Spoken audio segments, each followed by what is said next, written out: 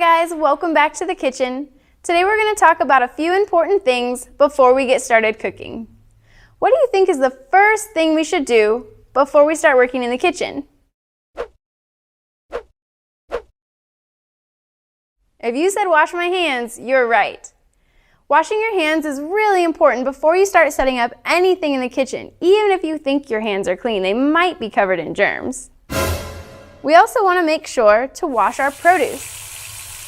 The next thing we'll do is look at our recipe.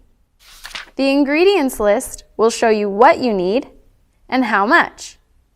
You might see abbreviations like TSP, that stands for teaspoon, and TBSP stands for tablespoon. Also make sure to look for key words in the ingredients list like packed, chopped, or frozen. The instructions will tell you what you need to do. It's important to read the whole recipe before you get started and make sure that you have all of the tools and ingredients that you'll need. The next step is to prepare your ingredients. Here are some common words you might see in a recipe. Chopped means to cut into rough pieces. Diced means to cut into uniform pieces. You might see large dice, medium dice, small dice.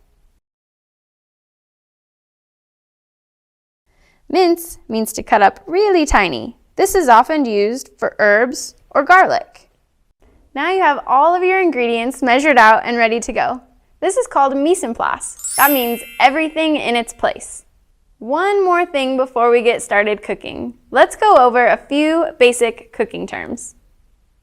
Sauté means to cook something over medium to high heat in a pan with fat or oil, stirring often. Bake and broil means to cook something in the oven on the bake or broil setting. Simmer means to cook something on low heat on the stove. This is often used to cook soups or sauces. Boil means cooking on the stove on high heat. This is often used to cook pasta or eggs. And that's it. I think you're ready to get started on your own recipe. If you need some inspiration, check out our YouTube channel. See you next time.